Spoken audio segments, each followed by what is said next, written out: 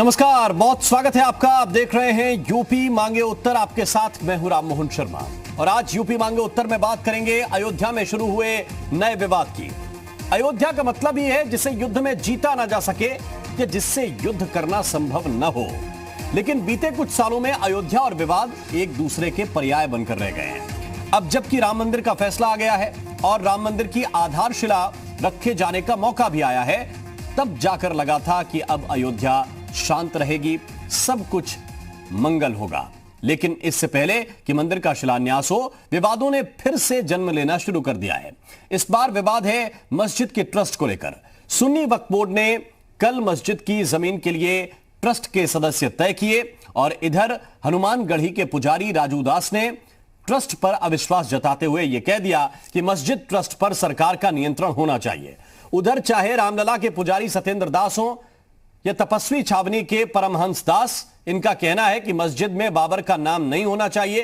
हालांकि मुस्लिमों में भी एक पक्ष ऐसा है जो कहता है कि दान की जमीन पर मस्जिद शरीयत के खिलाफ है। तो अब सवाल यह कि ट्रस्ट पर चौतरफा विश्वास की वजह क्या है, चर्चा करेंगे। लेकिन उससे पहले आपको राजू दास का बयान सुनवाते हैं, जिसमें वो कह रहे हैं कि रौनाही में मस्जिद निर्माण के लिए ट्रस्ट पर एक तरह से उन्हें अविश्वास है और यह भी कह रहे हैं कि इस पर सरकारी नियंत्रण होना चाहिए।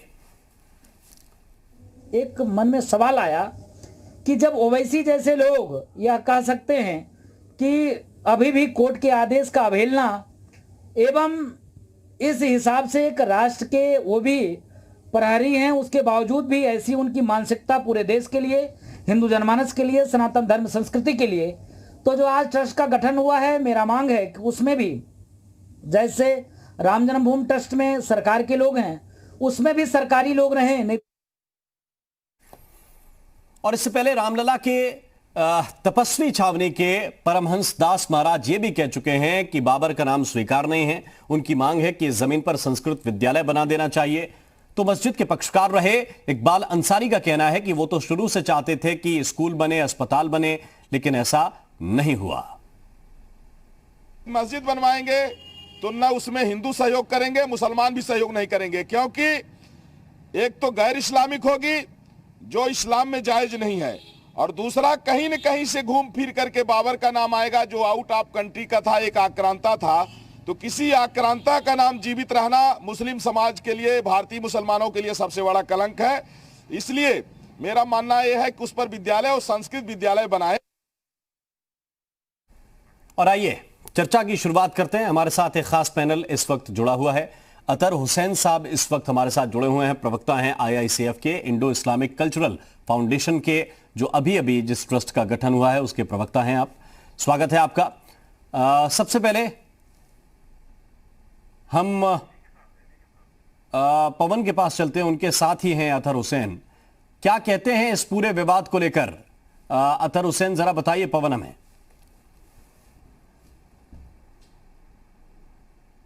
हाँ, निश्चित तौर पे हमारे साथ ट्रस्ट के सचिव और जो प्रवक्ता हैं अतहर हुसैन साहब, वो हैं। सर, ट्रस्ट को लेकर के सवाल खड़े कर दिए गए हैं। खास तौर से ये कहा गया है कि इसमें किसी भी सरकारी मुलाजिम को आप लोगों ने नहीं रखा है, और इस ट्रस्ट का जो गठन है उसमें खास तौर से जो लगातार मस्जिद संघर्ष से जुड़े रहे इकबाल अंसारी साहब, ऐसे सदस्यों को आप लोगों ने नहीं रखा है। फर्स्ट रिएक्शन क्या होगा? देखिए, मेरा फर्स्ट रिएक्शन है कि सुन्नी सेंट्रल वक्फ बोर्ड ने ये ट्रस्ट का गठन किया है, जिसको 5 एकड़ जो ज़मीन है वो सुप्रीम कोर्ट के ऑर्डर के तहत उनको अवॉर्डेड है। तो उसमें उनके पास पूरा डिस्क्रिशन है कि कैसे भी फॉर्म करें। रहा सवाल सवालों का, सवाल तो उठेंगे, पर ये ज़रूर मैं बता दूं कि यूपी सुन्नी सेंट्रल वक्फ बोर्ड यूपी गवर्नमेंट द्वारा संचालित ऑटोनमस बॉडी है, जिसके चेयरमैन ज़ुफ़र फ़ारूक़ी साहब हैं, और उसमें एक CEO हैं सैयद शुएब साहब, जो कि यूपी गवर्नमेंट के ही एम्प्लॉय होते हैं। जो सैयद शुएब साहब उसके SCO एक्स ऑफिशियो मेंबर हैं। दूसरी बात, जो इकबाल अंसारी साहब या और तमाम लोग जो पक्षकार हैं, तो नवंबर में ये वर्डिक्ट आया है, उसके बाद मैं समझता हूँ कि किसी ने भी यूपी सुन्नी सेंट्रल वक्फ बोर्ड, जिसकी मलकियत है 5 एकड़ ज़मीन, कोई प्रपोज़ल नहीं दिया, कोई कंसल्टेशन नहीं किया, कोई तजवीज़ नहीं रखी, किसी तरह की कोई वार्ता नहीं कही। और जब उन्होंने अपनी कोई एक कार्रवाई कर दी है, क्योंकि अब अनलॉक की प्रक्रिया चालू है, कोविड था, एक नेशनल इमरजेंसी, हेल्थ इमरजेंसी थी, तो अब ये हुआ कि इसमें भी अपना जब हैंडओवर हो गई ज़मीन तो कार्रवाई को शुरू की जाए, तो अब शिकायत करना मुनासिब नहीं है। बस मैं लेकिन राजू दास जी हैं, उन्होंने साफ तौर पे कहा कि फंड का दुरुपयोग होगा जो इकट्ठा किया जाएगा इसमें, और खास तौर से उसको अलग जो गतिविधियां हैं खास तौर से देश के खिलाफ उसमें किया जाएगा। इसको कैसे देखते हैं? मैं ऐसे सवालों को की गंभीरता पे, जो ऐसे लोग जो इसको मैं मानता हूँ कि गंभीर हैं, वो मुझे बड़ा थोड़ा सा एक डाउट होता है, क्योंकि माननीय सर्वोच्च न्यायालय ने, भारत की जो सबसे सर्वोच्च अदालत है, उसने यूपी सुन्नी सेंट्रल वक्फ बोर्ड को अपने ऑर्डर के तहत 5 एकड़ की ज़मीन दी। वो 5 एकड़ की ज़मीन इसलिए दी गई कि वहाँ पे निर्माण हो, मस्जिद बने, वहाँ पे और भी हो। तो अगर सर्वोच्च न्यायालय को ये शक शुबा होता कि यहाँ पे जब भी कुछ बनेगा उसके लिए जो फंड आएगा उस फंड का गलत इस्तेमाल होगा, तो मैं समझता हूँ जो लोग ये आरोप लगा रहे हैं वो माननीय सर्वोच्च न्यायालय के इस आदेश पे उस पे संदेह कर रहे हैं। राम, साफ तौर पे कहना है इनका कि खास तौर से सर्वोच्च न्यायालय के जो फैसला है और जो मिल्कियत है सुन्नी वक्फ बोर्ड का, उसके हिसाब से ट्रस्ट का गठन किया गया है। सवाल जो खड़े किए जा रहे हैं उसका जवाब आने वाले समय में भी दिया जाएगा, और फिलहाल जो ट्रस्ट का गठन किया गया है वो संवैधानिक है और वो ट्रस्ट अपना काम कर रही है। लेकिन कुछ और धर्माचार्य हैं, वो कह रहे हैं कि वहां संस्कृत विद्यालय खुलवा दीजिए। एक सवाल ये भी आया इकबाल अंसारी की तरफ से कि स्कूल अस्पताल बनाना चाहते थे वो जमीन पर। और तीसरी बात, जो all India Muslim personal law board है जिसकी तरफ से ज़फ़रयाब जिलानी बात रखते रहे, वो कहते हैं कि वहां पे मस्जिद बनाना शरीयत के खिलाफ है। इन बातों को लेकर क्या कहता है ट्रस्ट? निश्चित तौर पे इनसे जानने का प्रयास करते हैं। ज़फ़रयाब जिलानी साहब जो उन्होंने कोर्ट में तक लड़ाई ली, उनका कहना है कि मस्जिद बनाना वहां पे शरीयत के खिलाफ है। इसका जवाब दीजिए, और उसके अलावा 2 और सवाल हैं जिसका आपसे जवाब लेंगे। देखिए, वो ज़फ़रयाब जिलानी हो या कोई भी शख्स हो, उनकी इंडिविजुअल कैपेसिटी में उनकी अपनी राय हो सकती है। ना मैं उस राय पे सवाल उठाऊंगा, ना मैं उस पर कोई जवाब दूंगा। पर जहां तक हमारा सवाल है, जो यूपी सुन्नी सेंट्रल वक्फ बोर्ड को जो 5 एकड़ जगह दी गई है जिसके तहत ये ट्रस्ट बना है, वो मस्जिद भी बनाएगा। दूसरा सवाल जो जिनका आप जिक्र कर रहे थे कि उन्होंने कोर्ट के फैसले के बाद उन्होंने कोई ना आप लोगों से दरख्वास्त करी, ना किसी तरीके से संपर्क किया, उनका भी कहना है इकबाल अंसारी साहब का कि वहाँ पे वो स्कूल खोलना चाहते थे और ख़ास तौर से इसको लेकर के वो काफ़ी दुखी हैं। देखिए, ये उनके आज की तारीख में ये बातें आई हैं मीडिया के ज़रिए, ये ज़रूर हम लोग उससे अवगत हुए हैं। पर मैं साफ कह दूं कि जब नवंबर से ये वर्डिक्ट आया है और आज, यानी आज की तारीख में जब हम आपसे बात कर रहे हैं, इस पूरे पीरियड में किसी ने भी कोई कंसल्टेशन नहीं किया है, टू माय नॉलेज, मेरी जितनी जानकारी है यूपी सुन्नी सेंट्रल वक्फ बोर्ड से, जिसको माननीय सर्वोच्च न्यायालय द्वारा ये 5 एकड़ की ज़मीन दी गई है, जिसने ये निर्णय लिया है कि हम ट्रस्ट बना के वहाँ पे आगे की कार्रवाई करेंगे। तो इनकी शिकायत या इनका जो भी प्रपोजल है वो अब मीडिया के जरिए आया है, हम लोग ज़रूर उस पर गौर करेंगे, क्योंकि ये तो ट्रस्ट है, आवाम के लिए है। आवाम की जितनी भी बातें होंगी उसको हम ज़रूर गौर करेंगे। तो क्या बनाएंगे आप लोग वहाँ पे, अगर उन लोगों की मांग है, खासतौर से कह रहे हैं, तो क्या आप लोग स्कूल कॉलेज क्या इस तरह का निर्माण करेंगे वहाँ पे? अभी इमीडिएटली जो मैं फिर से कहूँगा कि इस पूरी प्रक्रिया में ज़मीन मिलने की फरवरी हुआ, उसके बाद नेशनल इमरजेंसी, भाई ग्लोबल इमरजेंसी चल रही है कोविड, उस पूरी स्थिति में हम लोग बामुश्किल वेब के ज़रिए बात कर पाए अपने लोगों से, और हमने 19 जुलाई को इस ट्रस्ट की बाकायदा एक आपसी मीटिंग करके वेब के ज़रिए तय किया, उसका नाम तय किया, और उसमें ये आया कि भाई इसका यहाँ ऑफिस होगा, बैंक खोलें। अभी हमने कल ही समझ लिए इसका पैन कार्ड अप्लाई किया है कि जिसके बाद हम कोई फॉर्मेलिटी आगे जा पाए। तो इस स्थिति में हम आगे का रोड मैप कैसे बता पाएँ? अभी तो हमारे पास एक शुरुआत है, और हम वक्त आने पे जब चीज़ें नॉर्मलाइज होंगी, कोविड सिचुएशन नॉर्मलाइज होगी, हम 1-to-1 मीटिंग कर पाएंगे। अभी हम अपने सदस्यों से सिवाय वेब हम लोग ने बात भी नहीं, उसके अलावा बात की, हम लोग आमने सामने नहीं बैठे। ट्रस्ट का तो वो मौका पक्ष अतहर हुसैन साहब ने काफी अच्छी तरह से रख दिया है। अब दूसरे मेहमानों की तरफ हम रुख करते हैं। अशोक पांडे जी हमारे साथ हैं, बीजेपी के प्रवक्ता हैं, स्वागत है आपका। नृपेंद्र सिंह जी, कांग्रेस पार्टी का पक्ष रखेंगे। बहुत स्वागत है नृपेंद्र जी आपका। तारिक अहमद लारी साहब इस वक्त हमारे साथ जुड़े हैं, नेता हैं समाजवादी पार्टी के। लारी साहब आपका भी बहुत बहुत स्वागत। पहले अशोक पांडे जी, क्यों आखिर विवाद खत्म नहीं होते? अभी राम मंदिर का कार्यक्रम बड़ी अच्छी तरह से संपन्न हो ऐसी सब लोग दुआ कर रहे हैं, उम्मीद कर रहे हैं, लेकिन उससे पहले ही हनुमानगढ़ी के जो पुजारी हैं वो कह रहे हैं कि उन्हें ट्रस्ट पर अविश्वास है, वहां से आतंकवाद को पैसा जाएगा, चंदा कैसे आएगा, कैसे जाएगा, सरकार का नियंत्रण होना चाहिए। आप क्या कहेंगे? देखिए, मूल बात है कि हम लोग इधर दुनिया की आस्था का केंद्र भगवान श्री राम थे। लाख विरोधों के बावजूद ये मौका आ रहा है। 5 तारीख को शिलान्यास हो रहा है। हिंदू मुसलमान सबकी आस्था का केंद्र भगवान श्री राम है। हामिद अंसारी साहब के लड़के जिस बेसब्री के साथ, जिस उत्साह के साथ लगे हैं, इस देश का मुसलमान लगा है।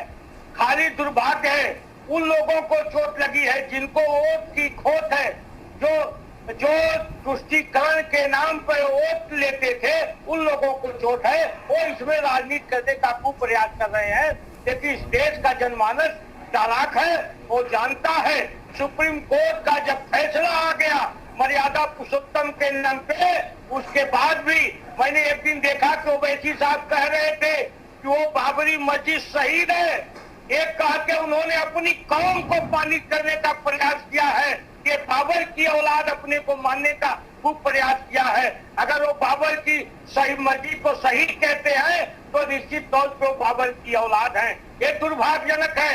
हिंदू तुलसी कबीर मिलके भगवान श्री राम का भजन करेंगे, तुलसी रहीम मिलके भगवान का मंदिर बनाएंगे। अब तो राजनीति शुरू हो गई है, लेकिन जनता समझदार है। लेकिन पांडे जी मेरा सवाल आपसे ये है कि आप ये तो कह रहे हैं, लेकिन क्यों ऐसे पुजारी जी से नहीं कहते जो वो अभी ऐसे मौके पर भी विवाद ढूंढने की कोशिश कर रहे हैं? अभी तो ट्रस्ट बना है, सुप्रीम कोर्ट ने जमीन दी है, वहां पे वो मस्जिद बनाएंगे या कुछ और बनाएंगे, वो ट्रस्ट का काम है। मेरा प्रश्न आपसे ये है कि क्यों ऐसे मौके पर भी विवाद खड़ा किया जा रहा है? देखिए, अभी तक जो इस तरह की बातें मस्जिदें रही हैं, ये दुर्भाग्य का विषय है कि इस देश को बनाने में हिंदू, मुस्लिम, सिख, पठान सबका हाथ है। लेकिन आज इस तरह के जगहों से निश्चित तौर पे आतंकवाद नप रहा है। कई मामले प्रकाश में आए हैं, इसलिए बिहारी जी को यह अंदेशा है, हो सकता है कि इस तरह का कुछ हो, भगवान न करे कि इस तरह का कुछ हो। और जो ट्रस्ट जो बनाएगा ठीक बने, ठीक साथ मिलकर मर्यादा पुरुषोत्तम का मंदिर बना रहे। आगे बढ़ता हूं मैं। नृपेंद्र जी, आप क्या कहेंगे? क्योंकि सलमान खुर्शीद भी ये कह रहे हैं कि सभी पार्टियों के नुमाइंदों को राम मंदिर में बुलाना चाहिए। दूसरी तरफ ये नए सिरे से विवाद पकड़ना शुरू हो गया है। वो जमीन जो सुप्रीम कोर्ट ने तय कर दी कि ये सुन्नी सेंट्रल वक्फ बोर्ड को 5 एकड़ जमीन दी जाती है, उसकी नपाई हो गई, अब उसको लेकर ट्रस्ट बन गया। उसको लेकर भी कहा जा रहा है कि चंदा आएगा, चंदे पर अविश्वास है। जी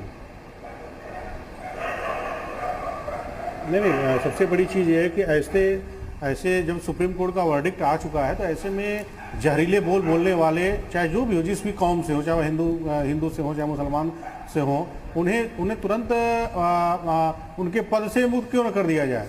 हमारी ये मांग है कि जो भी महंत राजू दास जिन्होंने कि इस तरह के अनाप शनाप बयानबाजी की है, क्यों न उन्हें ही हनुमानगढ़ी के महंत पद से मुक्त कर दिया जाए।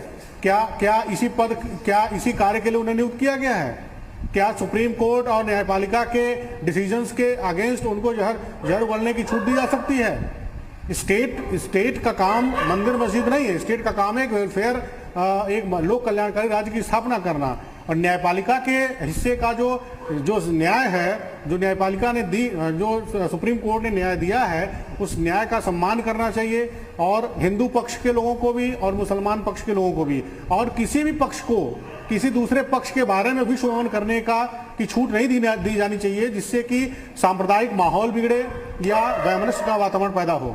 इसलिए कांग्रेस पार्टी इस बात को पुरजोर मांग करती है कि वह किसी भी प्रकार के, चाहे वह कोई भी धर्मावलंबी हो, जो कि विश्वमन करके वह सांप्रदायिक माहौल को बिगाड़ने का प्रयास करे, उसे तुरंत उसके पद से मुक्त करके उसे उसके घर भेज देना चाहिए। क्योंकि महंत राजू दास वह इस देश के हिंदुओं के नुमाइंदे नहीं हैं जी। वह सिर्फ एक अपना पेट पालन करने के लिए वह मंदगिरी कर रहे हैं। तो उन्हें मंदगिरी करने का काम करना चाहिए, न कि वैमनस्यपूर्ण वातावरण निर्माण करने का काम। जी ठीक। अशोक पांडे जी क्या कह रहे हैं? पूरे देश में जहर उगल रहा है। सुप्रीम कोर्ट को फैसले को नहीं मानता, बाबरी मस्जिद को शहीद माननीय राम मोहन जी, ये अशोक पांडे जी हिंदुओं के पैरोकार हैं क्या?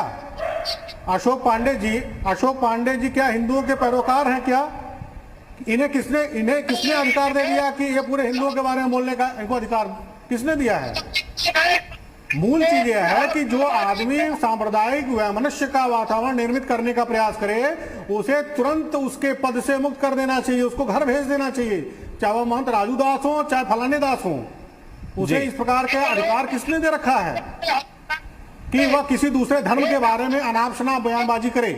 क्या हिंदुओं में भी ऐसे लोग नहीं पकड़े में आए हैं सीबीआई के द्वारा या अन्य जो हमारी जो एजेंसियां उनके द्वारा नहीं पकड़ी गए, जो कि तारिक अहमद लारी साहब संस्थानों की खुफियागिरी कर तारिक अहमद लारी साहब, दो प्रश्न एक साथ चल रहे हैं। एक तो बहुत सारे मुस्लिम ऐसे हैं जिनमें मैंने ज़फ़रयाब जिलानी जी का जिक्र किया कि वो कह रहे हैं कि ये शरीयत के खिलाफ हो जाएगी, वहाँ चूंकि दान की ज़मीन है, और दूसरी तरफ कुछ लोग कह रहे हैं कि वहाँ संस्कृत विद्यालय बना दीजिए, कुछ लोग कह रहे हैं कि ट्रस्ट का जो पैसा आएगा वो कहाँ से आएगा, इस बात के लिए नियंत्रण के लिए सरकार के लोगों को बिठा दीजिए।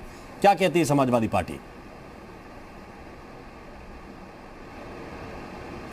देखिए, कुछ लोग अपना मानसिक संतुलन खो बैठे हैं, तो अब उसके इलाज तो नूर मंजिल या आगरा या रांची पागल खाना ही है। उसका इलाज मैं नहीं कर पाऊंगा, किसी एक्सपर्ट डॉक्टर करे तो ज़्यादा बेहतर है जी। कुछ लोगों की दुकानदारी बंद हो गई है, बहुत अच्छे ढंग से दुकानदारी चल रही थी, वो दुकानदारी बंद हो गई है। अभी ये राम मंदिर और ये मुद्दा चल रहा, कुछ दिनों बाद ये भी शांत हो जाएगा तो बीजेपी की दुकानदारी बंद हो जाएगी। ऐसे ही मुसलमानों में जो पक्षकार लड़ रहे थे उनकी भी बहुत अच्छी दुकानदारी चल रही थी, वो दुकानदारी बंद हो गई। ये ट्रस्ट बना है, मुझे तो कोई एतराज नहीं, समाजवादी को कोई एतराज नहीं है। अरे बात तो सुनने का मादा रखिए पांडे जी, बीच में ना बोलिए। हम बहुत शांति से आपकी बात सुन रहे थे, अभी बात सुनिए। दिमागी दिवालियापन का वो शो ना करिए कि आप भी दिमागी दिवालियापन के मरीज हैं। आप शो ना करिए कि आप दिमागी दिवालियापन के मरीज हैं। आप बहुत होशियार आदमी हैं पांडे जी, और जात के आप ब्राह्मण हैं तो ब्राह्मण बहुत होशियार होता है। होशियारी से बात तो सुनिए और समझिए, बीच में ना बोलिए। पहले बात तो सुनिए, समझिए, फिर बोलिए, तोलिए मोलिए फिर बोलिए। अब रही आप बात कर रहे हैं जो पूर्व में बाबरी मस्जिद का मामला देख रहे थे, तो दुकानें बंद हुई हैं लोगों की, उसमें उन लोगों को काफ़ी परेशानी हो रही है। इन्होंने बात की बाबर की। अरे बाबर को तो बुलाने वाला कौन था? उससे पहले आने वाले कौन थे? उनको इनवाइट करने वाले पृथ्वीराज चौहान का भाई जयचंद ही तो था, सगी मौसी का लड़का था, उसको दिल्ली का तक चाहिए था। उसने कहा मुझे नहीं मिलेगा तो तुमको भी नहीं लेने दूंगा, तो उसने इन्वाइट किया।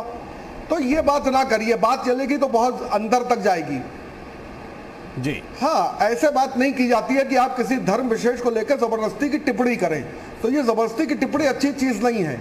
आप कह रहे हैं कि वहां पे मस्जिद नहीं, संस्कृत विद्यालय होना चाहिए। मैं कहता हूँ वहां राम मंदिर नहीं, वहां पे मस्जिद ही होनी चाहिए। तो ऐसे हल नहीं होता है बातों का।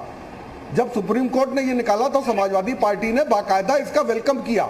मैंने खुद पर्सनली इसका वेलकम किया। जो सुप्रीम कोर्ट ने ऑर्डर दिया, हम उसको अपनी सर आंखों पे रखते हैं। हम कानून को मानते हैं। कानून से बढ़कर ना हमारे लिए कोई महंत है, ना संत है, ना योगी है, ना कोई रोगी है, ना प्रधानमंत्री हमारे सामने कुछ मायने रख रहे हैं जब तक के कानून नहीं है। कानून के सामने सब बराबर हैं और हम कानून की बात मानते हैं। कानून जो आदेश सर्वोच्च न्यायालय का है उसका बिल्कुल सम्मान होना चाहिए और उसी के आधार पे काम भी होना चाहिए। एक छोटा सा ब्रेक। हमारे सहयोगी पवन सिंह और उनके साथ मौजूद हैं। मेरा सवाल यही है अतर हुसैन साहब से कि जिस तरह से अभी लारी साहब कह रहे थे कि कई लोगों की दुकानदारी बंद हुई है, इसलिए लोग बेचैन हैं, इसलिए लोग परेशान हैं, क्या अतर हुसैन साहब ये मानते हैं कि all India Muslim personal law board से जुड़े हुए भी कुछ लोग इस दुकानदारी में शरीक थे, शामिल थे?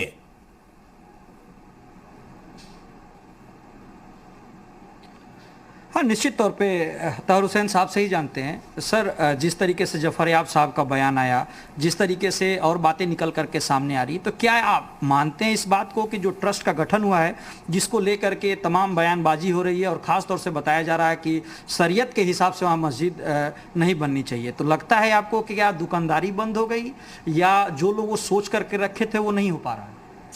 देखिए, दुकानदारी तो एक बहुत बड़ा लफ्ज़ है, मैं इस पर तो नहीं कमेंट करूँगा जी। हाँ, ये ज़रूर है कि जो एक किस्म की जो सियासत हो रही थी हिंदुस्तान में पिछले कई वर्षों से, तो ये सुप्रीम कोर्ट का जो वर्डिक्ट 2019 में नवंबर में आया, तो तमाम जितनी भी मैं समझता हूँ पक्ष थे या मुस्लिम पार्टीज़ थी, जो कहा जाए स्टेक होल्डर्स एक शब्द है, चाहे उसमें जो आपने नाम लिया जिस संस्था का, all India Muslim personal law board, उसके ज़िम्मेदारान, तो उन सब ने एक ही स्वर में कहा था कि जो भी सुप्रीम कोर्ट का फैसला होगा हम उसको मानेंगे।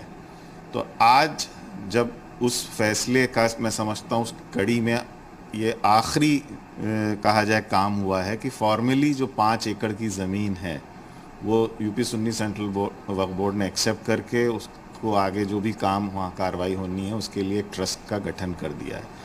तो ये पूरी वो प्रक्रिया जो उस आदेश की वो पूरी हो गई है। और जो लोग भी थे उन्होंने कहा कि हम फैसला मानेंगे, तो अब अगर वो उसका विरोध जता रहे हैं या शक शुबह कर रहे हैं कि वहाँ ये सही नहीं हो रहा, गलत नहीं हो रहा, तो ये उनकी मैं समझता हूँ विजडम है, जिस पे मैं कोई कमेंट नहीं कर सकता। पर हाँ, ये ज़रूर है कि अब वो सियासत नहीं हो पाएगी। अब सियासत में लोगों के जो एस्पिरेशंस हैं, जो आवाम है, वो अब अलग हैं। उनको अपने मौलिक अधिकारों के साथ साथ एक उस भारत में अपना वो उज्ज्वल भविष्य देखते हैं जिसमें उनके बच्चों के लिए अच्छी सुविधाएं हों, एनवायरमेंटल इश्यूज़ हैं उन कंसर्न्स को एड्रेस किया जा रहा हो, अच्छी जो कोविड में जो सबसे बड़ी जो हालात आए कि जो हमारी हेल्थ फैसिलिटीज़ है उस पर भी एक सवाल या निशान बना, तो अच्छी। लेकिन पवन, इसके साथ एक सवाल मैं और ये पूछना चाहता हूँ, क्योंकि अतहर हुसैन साहब सिर्फ नए गठित हुए ट्रस्ट की बात नहीं रखते हैं, वो बात सुन्नी सेंट्रल वक्फ बोर्ड की भी रखते आए हैं। सवाल यह है कि जब all India Muslim personal law board की तरफ से जफर याब जिलानी ये कह रहे थे कि इस पे एक रिव्यू पिटीशन डाली जाए सुप्रीम कोर्ट के फाइनल वर्डिक्ट पर, तो क्या तब अतहर हुसैन सुन्नी सेंट्रल वक्फ बोर्ड के जो अध्यक्ष हैं जुफर फारूकी, क्या वो इससे सहमत थे? क्योंकि उस वक्त भी मुझे याद है जुफर फारूकी ने पहली बार कहा था कि हम रिव्यू में नहीं जाना चाहते हैं।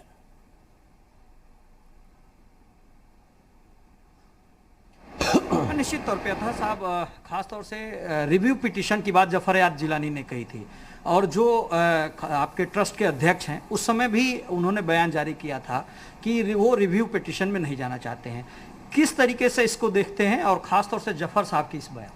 देखिए, जब मेडिएशन का दौर चल रहा था, जब सुप्रीम कोर्ट द्वारा एक मेडिएशन कमेटी बनी थी जस्टिस खलीफुल्लाह की अध्यक्षता में, जिसमें श्री राम पंचू जी और श्री रविशंकर जी इसमें शामिल थे, तो वो माननीय सुप्रीम कोर्ट के आदेश पे वो कमेटी बनी थी। तो उसमें भी जो जुफर साहब ने बातें रखी या उस कमेटी, वो तो गोपनीय है, जो प्रपोजल दिए, तो यही कहा कि जो भी फैसला होगा हम कायम रहेंगे। मतलब अगर मीडिएशन का प्रपोजल एक्सेप्ट हो जाता है सारी पार्टी द्वारा, ठीक है, वरना जो फाइनल सुप्रीम कोर्ट का वर्डिक्ट होगा हम उसको मानेंगे। और ये तब कहा था कि हम रिव्यू में नहीं जाएंगे, तो वो उसी बात पे वो कायम रहे आखिरी। और रिव्यू मैं समझता हूँ वो नहीं गए तो कोई एक और पार्टी गई थी और वो रिव्यू पिटीशन रिजेक्ट हो ही गई, जहाँ तक मेरी जानकारी है। निश्चित तौर पे खास तौर से अतहर साहब का राम यही कहना है कि रिव्यू पिटीशन में वो लोग नहीं जाना चाहते। खासतौर मीडिएशन में ये थे, जब मीडिएशन के लिए खासतौर से पहली बार जब श्री रविशंकर आए थे तो मीडिएशन में आप थे, उस समय भी क्या इस तरह की बात हुई थी? नहीं, उसमें कई प्रपोजल्स आए थे। मतलब उसमें तो ये था कि जब तक सारे पक्ष जो हैं उसके लिए राज़ी नहीं हो जाएंगे तब तक मीडिएशन सक्सेसफुल होना ही नहीं था।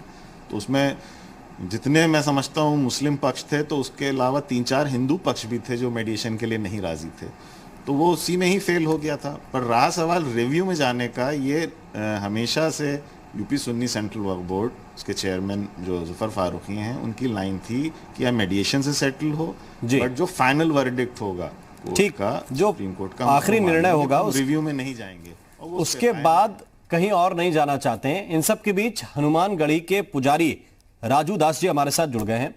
राजू दास जी, जब सब कुछ बड़ी शांति से और सामान्य रूप से अयोध्या में संपन्न हो रहा है। 5 तारीख की भव्य दिव्य तैयारी की गई है, तब क्यों आप एक नया विवाद लेकर आ गए हैं जिस पर अभी काम शुरू ही नहीं हुआ है? जी,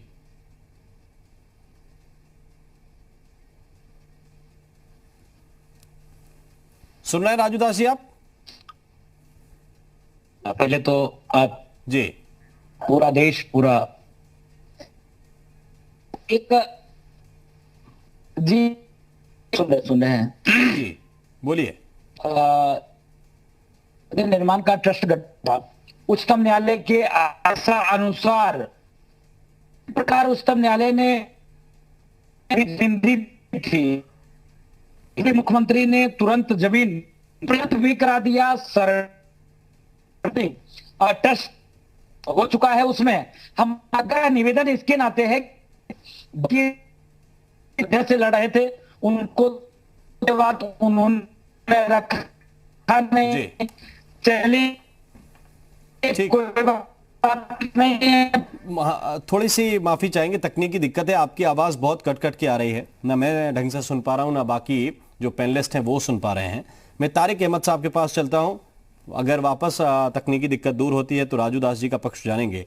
लेकिन तारिक अहमद साहब जो बात कर रहे थे अतर हुसैन, उसमें एक बात तो है कि बहुत से लोग ये थे, अगर सुन्नी सेंट्रल वक्फ बोर्ड का जो पक्ष है या जिस तरह से अतर हुसैन सुलझी हुई बात कह रहे हैं, अगर ऐसी बात पहले से होती तो विवादों का बहुत ज्यादा नाता या ये कहिए कि इतना लंबा ये मामला चलता ही ना।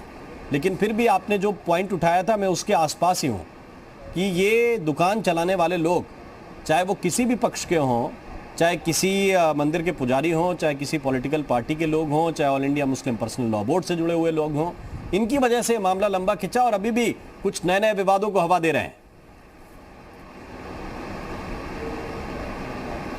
देखिए, आप लोग को शायद एक जानकारी नहीं है, 1991 में इसका हल हो चुका होता। अगर चंद्रशेखर जी की सरकार कुछ महीना और होती, एक कमेटी गठित की गई थी, बहुत इंटरनल कमेटी थी, आप उसको पता कर लीजिए, आपको भी पता चल जाएगा, जिसमें मोहम्मद यूनुस सलीम साहब थे, गवर्नर थे बिहार के, और पूर्व उपराष्ट्रपति उस समय वो वहाँ आंध्रा के राज्यपाल थे श्री कृष्णकांत जी, और एक और किसी की कमेटी गठित करके और उसमें इन लोगों को इन्वॉल्व करके एक दिन इन लोग को सबको बैठा दिया गया एक कमरे में बैठा के कह दिया गया कमरे का ताला तब तक नहीं खुलेगा जब तक कि आप लोग मामले को हल नहीं कर लेंगे।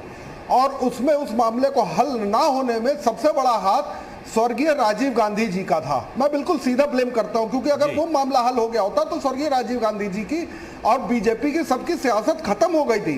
भाई, जब ये बवाल चालू हुआ, मस्जिद के अंदर मूर्ति रखी गई तो कांग्रेस की सरकार थी, ताला बंद किया गया तो कांग्रेस की सरकार थी, भूमि पूजन हुआ तो कांग्रेस की सरकार थी, ताला खोला गया तो कांग्रेस की सरकार थी।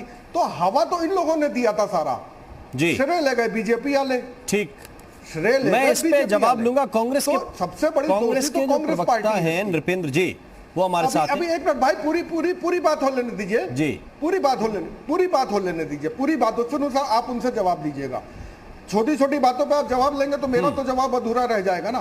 बोलिए। दूसरा, अभी अतर साहब ने जो कहा बहुत ही शाइस्तगी से और चाशनी में लपेट के उन बातों को रखा है उन्होंने, जो बातें मैं सीधे सीधे खरी करता हूं, मैं खरी बात करता हूं, वो चाशनी में लपेट के करते हैं। अतर हुसैन साहब को मैं सामान्य जानता हूं, वो भी मुझे जानते हैं, वो चाशनी में लपेट के बात करते हैं। ये ट्रस्ट बना है, इसमें कहां से गवर्नमेंट अथॉरिटी आ जाएगी? क्या संविधान पढ़ने वाले, देखिए वो जो महंत राजू दास जो हैं, वो तो बेचारे मुझे पढ़े लिखे लग नहीं रहे हैं, क्योंकि उनको अगर पढ़े लिखे होते तो संविधान के अनुसार वो ये बातें नहीं करते, क्योंकि संविधान से मौलिक अधिकारों में हम लोगों को, माइनॉरिटी इंस्टीट्यूशन को हक है कि हम किसी को भी रख सकते हैं और उसमें सरकार की राजू दास आपको रिस्पॉन्ड करना चाह रहे हैं। सबसे बड़ा पॉइंट ये याद रखिए, ये कानूनी हक है। राजू दास जी। महोदय, माना कि मैं अंगूठा छाप हूं, लेकिन कैसे आप कह दिए कि पढ़े लिखे हम नहीं हैं? नंबर 1। नंबर 2, हर व्यक्ति को जिस प्रकार आपको मौलिक अधिकार है उसी प्रकार मेरा भी मौलिक अधिकार है बोलने का। जिस प्रकार राम जन्मभूमि ट्रस्ट बना, ट्रस्ट में सरकारी लोग इन्वॉल्व किए गए, क्या हमारा सनातन संस्कृति, राम जन्मभूमि की जो लड़ाई थी, लड़ाई में जब यह तय हो गया कि वहां पर सनातन संस्कृति से जुड़ा हुआ कोई प्राचीन भवन था, कोई मुस्लिम संस्कृति से जुड़ा हुआ नहीं था, उसके बाद आदेश मिला। हम संविधान को मानते हैं, आप हिंदुस्तान में रहते हैं, आपको भी संविधान को मानना चाहिए। राजू दास जी, अब तो वहां पे अब तो वहां पे बौद्ध मंदिरों का अवशेष निकल रहे हैं, तो उसको बौद्ध मंदिर बनाएंगे। कहाँ कौन आप कह रहे हो? आप आए देखने के लिए बौद्ध मंदिर का क्या? बौद्ध नहीं बौद्ध मंदिर का क्या निकल गया? बाकायदा वहां पे निकल रहा है, बाकायदा ये बौद्ध लोग जो गए हैं सुप्रीम कोर्ट, और सुप्रीम कोर्ट ने रिजेक्ट किया है, किस पर रिजेक्ट कर दिया? महोदय, हम सुनने की क्षमता रखिए प्लीज। बेकार की बातें कर रहे हैं आपको समझना चाहिए। आपको अगर अभी आपने कहा कि पढ़े लिखे नहीं है, बिना पढ़े लिखे बात कर रहे हैं, आप हमारे क्यों आ रहे हैं? सुनिए तो, आप बता रहे हो कि पहले तो बाबा जी पढ़े लिखे नहीं है, उसके बाद बिना पढ़े लिखे वाली आप भाषा आप अपना रहे हो। सुनिए पहले महोदय, बात को सुनिए। मेरा कहने का मतलब है, हम तो आपको बिल्कुल सीधी सी बात बता रहे हैं। ये सुन तो लीजिए, सुनेंगे भी नहीं जी, सुनिए तो हमारी सुन लीजिए। उसके बाद महोदय, आपको जो इच्छा हो, आप स्वतंत्र हैं, हिंदुस्तान स्वतंत्र है। जब ओवैसी जैसे लोग पढ़े लिखे होने के बाद हिंदुस्तान का मुसलमान ओवैसी ऐसे लोग की बात को मानते हैं, और ओवैसी को तो मैं शैतान समझता हूँ, ओवैसी को मैं शैतान के बराबर समझता हूँ। ओवैसी की बात हमसे ना करिए, मैं उसको इब्लीस बोलता हूँ। ओवैसी शैतान नहीं हो जाएगा। सुनिए तो, आपके शैतान समझने से ओवैसी शैतान नहीं हो जाएगा। नहीं तो हिंदुस्तान का मुसलमान समझ जाऊंगा ना, ओवैसी मेरा लीडर हो जाएगा ना, मुस्लिम कम्युनिटी का लीडर हो जाएगा। जी सुन तो लीजिए, इसी के नाते ध्यान रखिएगा, कब्रचोर है वो। ओ महोदय, कब्रचोर है, हैदराबाद में कब्र मदरसे मस्जिदों की जमीन पर कब्जा करने वाला है आदमी। जो ट्रस्ट का गठन आपने किया है, आपके लोगों ने किया है, जिस प्रकार राम जन्मभूमि में 3 लोग सरकारी हैं, उसी प्रकार जब सरकार के द्वारा भूमि दी जा रही है तो सरकार के लोगों को रखना चाहिए, क्योंकि पूरे विश्व से आपको चंदा मिलने वाला है और उस चंदे का सही से उपयोग होना चाहिए। इसके नाते हमारी मांग है, आगे आपकी मर्जी, आगे महंत धर्मदास जी, महंत राजू दास जी, थोड़ा संविधान पढ़िए। माइनॉरिटी के जो अधिकार मिले हैं, जो ऑल इंडिया मुस्लिम लॉ के हिसाब से मिले हैं, जो हमको अपने संविधान के हिसाब से मिले हैं, उनके हिसाब से सरकार की मदाखलत हमारे ट्रस्ट में नहीं हो सकती। हमारे सिर्फ इसी ट्रस्ट में नहीं, किसी ट्रस्ट में नहीं हो सकती। स्कूल का ट्रस्ट हो, मस्जिद का ट्रस्ट। ओवैसी वाला भाषा मत बोलिए। ओवैसी की भाषा नहीं है ये। अरे तो आप बोल रहे हैं, ओवैसी जैसे कट्टरपंथी वाली बात करता है, वैसे आप कर रहे हैं। अब बात सुनिए हमसे, अब आप बात सुनिए। अब आपको अगर अपने धर्म के मामले में करना है, आपको अपने धर्म के बारे में बात करना है, अपने ट्रस्ट के बारे में बात करना है, तो आप सरकार के पास जाइए, आप सुप्रीम कोर्ट जाइए। हम अपने एक सेकंड, अपने धर्म को लोगों को उसका समाधान निकालिए। हमारे में इंटरफेयर क्यों कर रहे हैं? क्या हम इंटरफेयर कर रहे हैं? क्या हम इंटरफेयर कर रहे हैं राम मंदिर ट्रस्ट में? हम तो इंटरफेयर कर नहीं रहे। नृपेंद्र सिंह जी बोलना चाह रहे हैं, आप कैसे कह सकते हैं हमारे ट्रस्ट के बारे में? कांग्रेस पार्टी के नेता हैं, अपनी बारी का इंतजार कर रहे हैं काफी देर से। आप होंगे, स्तुतु मैं क्या बोलूं? नहीं नृपेंद्र जी, आप ये बोलिए, क्योंकि ये तो आरोप समाजवादी पार्टी के नेता लगा रहे हैं कि ये पूरा विवाद तो आप लोगों का दिया हुआ है।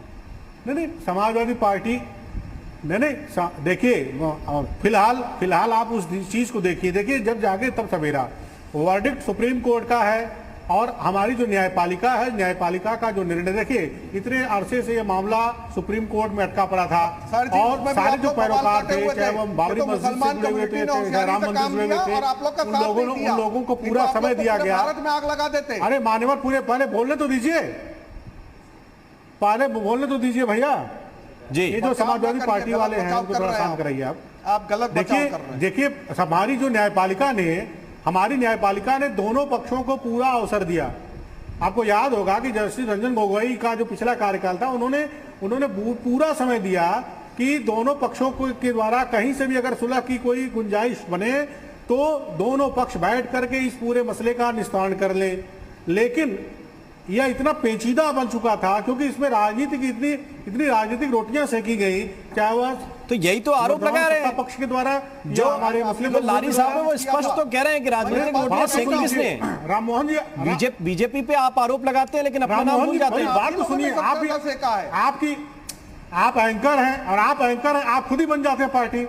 मैं कहा पार्टी बन रहा हूं साहब, मैंने तो लारी जी की बात आप तक पहुंचाई जिसे आप स्किप करना चाहते हैं। मेरा ओहो, मैं क्या कहने, मेरी पूरी बात आपने सुने नहीं, बीच में आप काउंटर करने लगे जी। मैं कहना चाह रहा हूं कि यह मामला अगर इतना पेचीदा न होता तो आज इतने लंबे अरसे तक ये कोर्ट में क्यों खींचता, और कुल के बाद अगर सारी चीजें यथोचित तरीके से न्यायपालिका के द्वारा, माननीय न्यायपालिका के द्वारा निस्तारित कर दी गई तो उसमें पीछे जाकर के अगर हम कब्र खो देंगे तो उसे सिवाय झगड़े फसाद के हमें और क्या मिलने वाला है।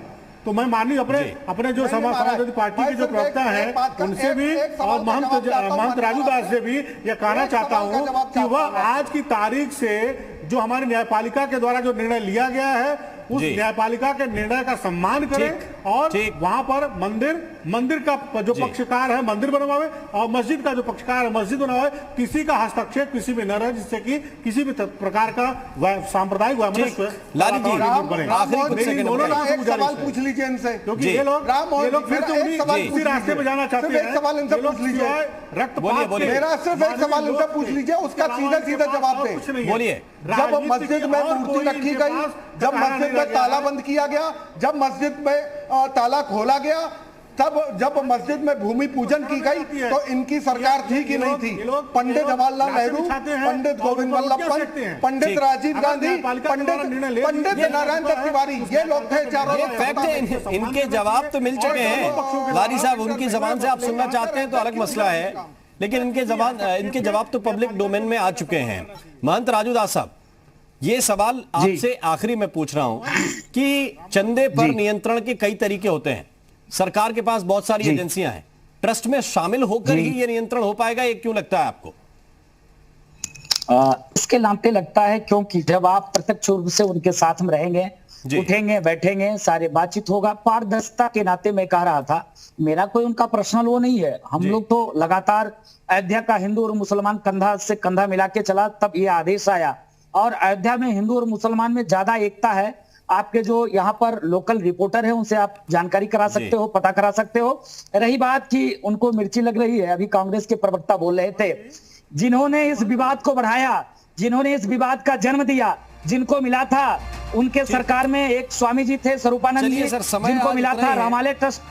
बहुत शुक्रिया आप सभी मेहमानों का हमारे साथ इस चर्चा में जुड़ने के लिए। लेकिन राजू दास जी आखिर में ये जरूर कह रहे हैं कि उनकी मंशा किसी को परेशान करने की नहीं है। ये जरूर है कि एक शंका है, उस शंका का समाधान होना चाहिए। देखना आप सरकार को है और ट्रस्ट को देखना है कि कितनी पारदर्शिता के साथ आगे काम होता है। इसी के साथ यूपी मांगे उत्तर में अभी के लिए बस इतना ही। नमस्कार।